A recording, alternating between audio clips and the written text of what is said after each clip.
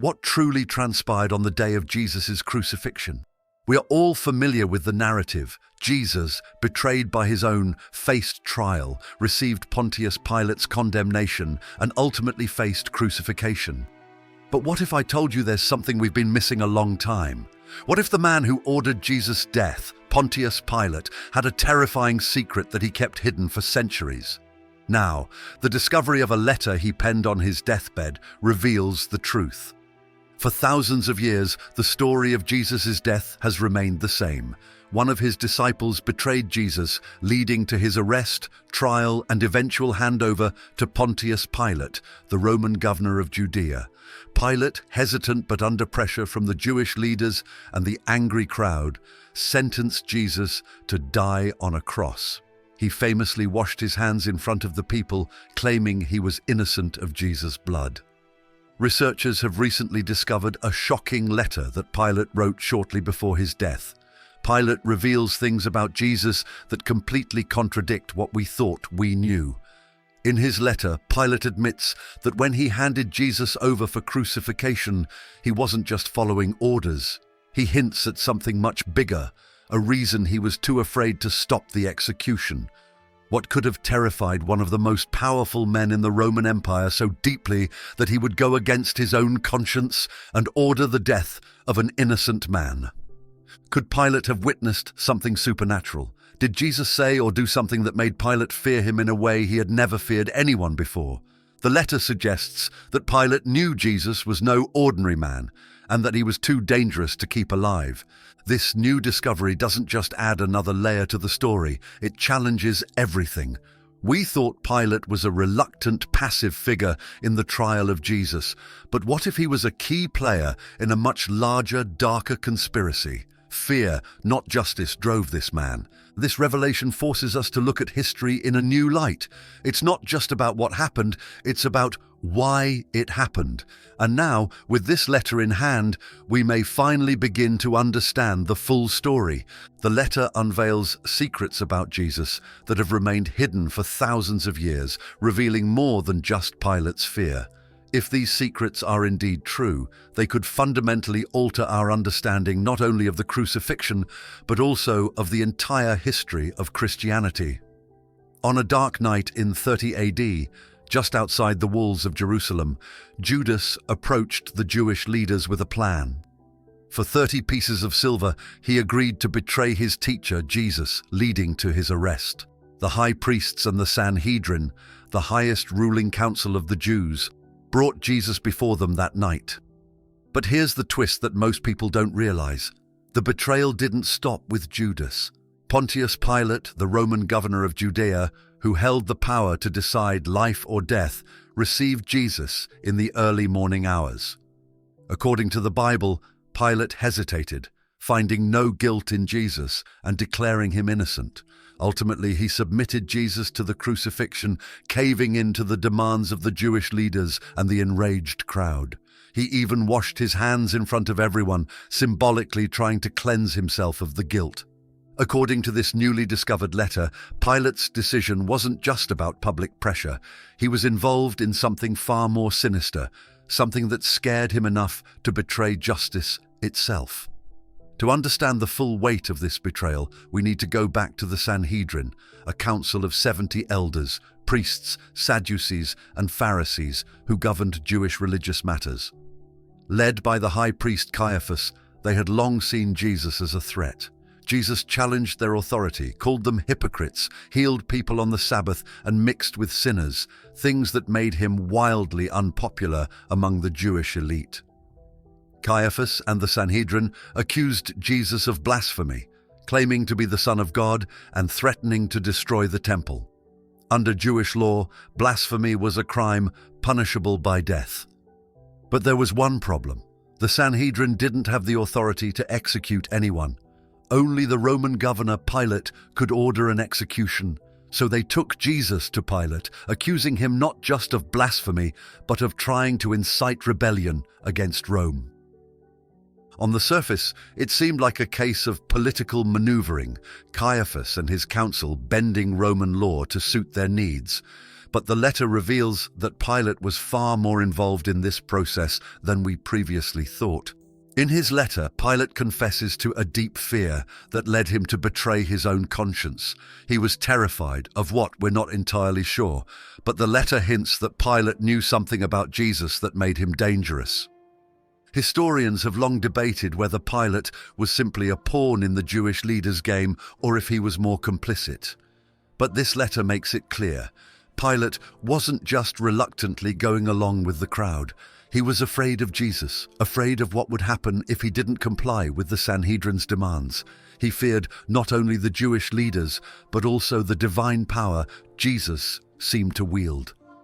This fear consumed Pilate, leading him to make the most devastating decision of his career. He betrayed justice itself, ordering the execution of a man he knew was innocent.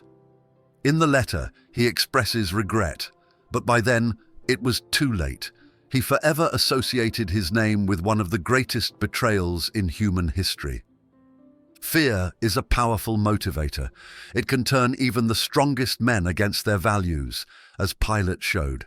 In this case, fear led to the unjust execution of Jesus Christ, a man revered by millions as the Son of God. What was Pilate so afraid of? The letter still raises this question, which continues to haunt us today. Pontius Pilate, as the governor of Judea under Roman rule, was not an easily frightened man. In his role, he had overseen executions, managed political unrest, and dealt with the complex relationship between Roman law and the Jewish authorities. Some believe Pilate saw something supernatural, while with Jesus, historical records tell us that Pilate's wife had a disturbing dream about Jesus, warning her husband not to condemn him.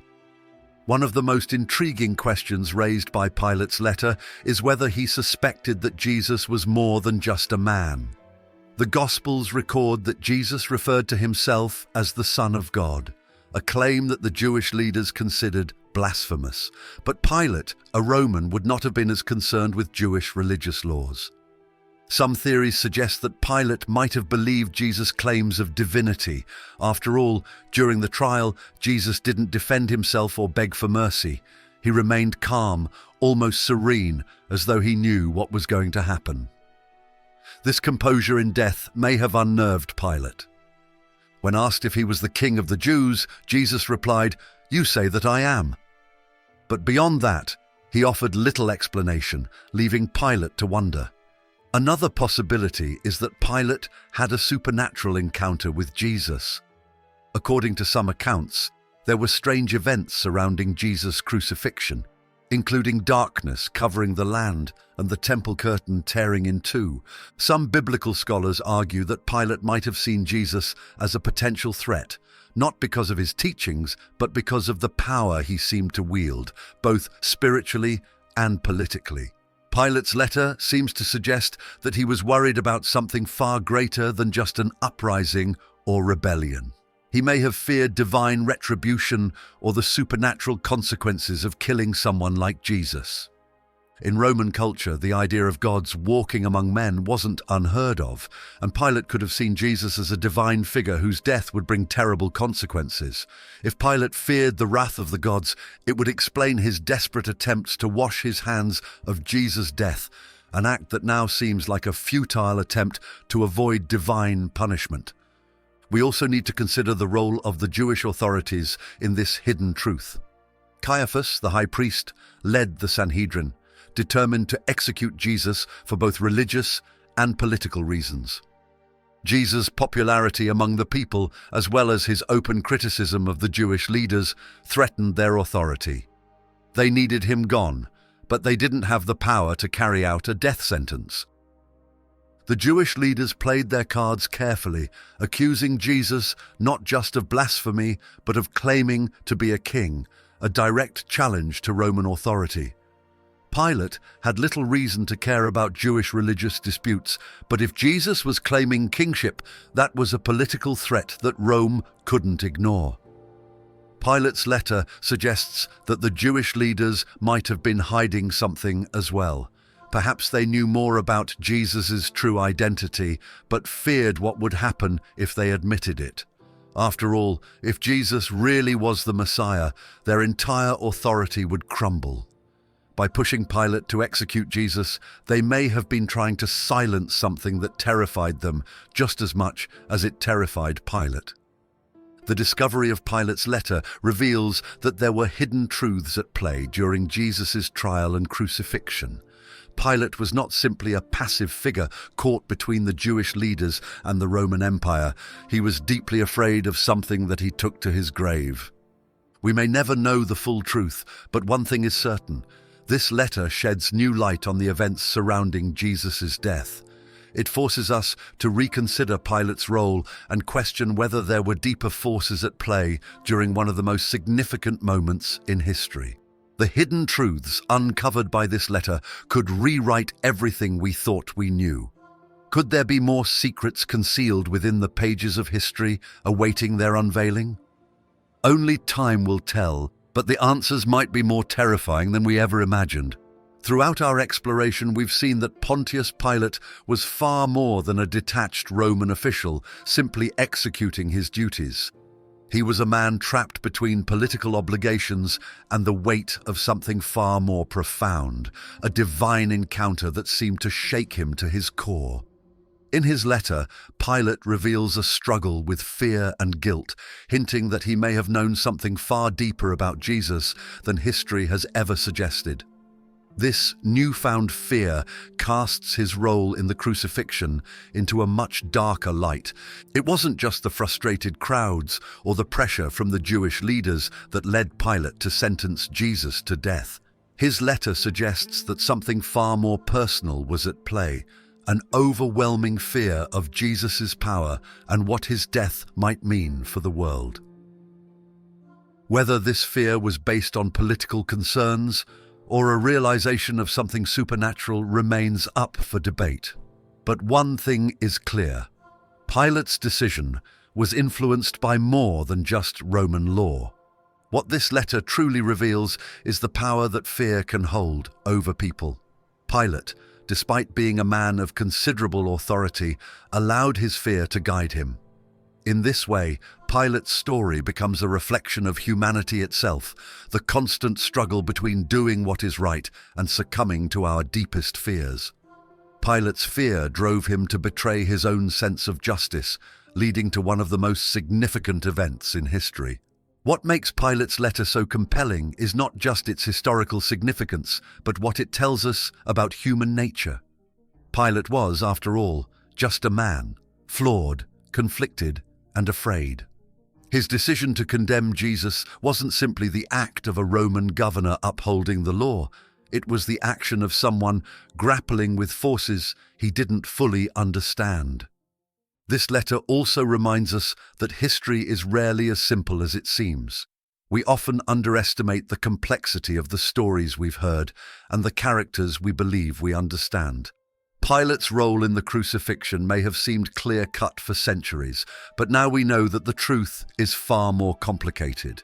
And that complexity leaves us with more questions than answers. Pontius Pilate's letter doesn't just change our understanding of history, it forces us to confront deeper truths about ourselves. In the end, Pilate was a man overwhelmed by the weight of the decision he had to make, and that decision changed the course of history. But it's important to remember that even in the face of fear, there is always a path to redemption. Pilate may have struggled with guilt and regret, but the forgiveness Jesus offered extends to everyone, no matter their role in the story. This is the timeless message that resonates through the ages, a message of hope, forgiveness, and the possibility of starting anew even after the greatest of mistakes. The discovery of Pontius Pilate's letter adds a new dimension to the story of Jesus' death. It serves as a reminder that fear can drive even the most powerful figures, highlighting the layered and complex nature of history. But most importantly, it emphasizes the power of forgiveness, a force that can transcend fear, guilt, and even death. As we look to the future, this story challenges us to reflect on our own lives. How do we handle fear? Do we, like Pilate, allow it to dictate our choices, or do we seek a path of forgiveness and redemption? The answers may not be easy, but they are questions worth asking. We may uncover even deeper truths within the pages of Pilate's letter as the story continues to unfold. In the meantime, this discovery will shape our understanding of one of history's most significant events, and it will remind us that no matter how great the fear, forgiveness is always possible. I hope you enjoyed the insights we brought to you. Subscribe to our channel to become part of our community. See you in the next video.